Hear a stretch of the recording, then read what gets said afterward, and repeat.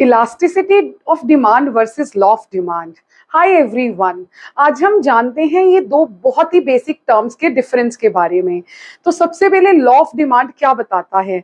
Law of demand बताता है कि प्राइस बढ़ेगा तो उसके रिस्पॉन्स में हम प्रोडक्ट की डिमांड कम करेंगे, और प्राइस घटेगा तो उसके रिस्पॉन्स में हम प्रोडक्ट की डिमांड ज्यादा करेंगे। सो बेसिकली ये हमें ये बताता है कि अगर प्रोडक्ट अफोर्डेबल होगा तो हम सब खरीद लेंगे।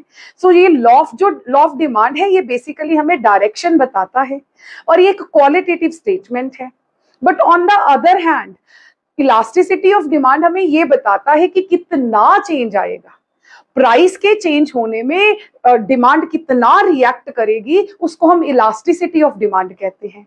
फॉर एन एग्जाम्पल, अगर प्राइस 10% से इंक्रीज हुआ तो डिमांड कितने परसेंट से डिक्रीज होगी? सपोज प्राइस 10% से इंक्रीज हुआ, डिमांड 20% से डिक्रीज होगी। ये कौन बताता है हमें? ये हमें इलास्टिसिटी बताता है। इलास्टिसिटी बेसिकली हमें मैग्नीट्यूड बताता है और ये एक क्वांटिटेटिव स्टेटमेंट है। So in short, law of demand is a qualitative statement and elasticity of demand is a quantitative statement. Law of demand हमें direction बताता है and elasticity हमें magnitude बताता है।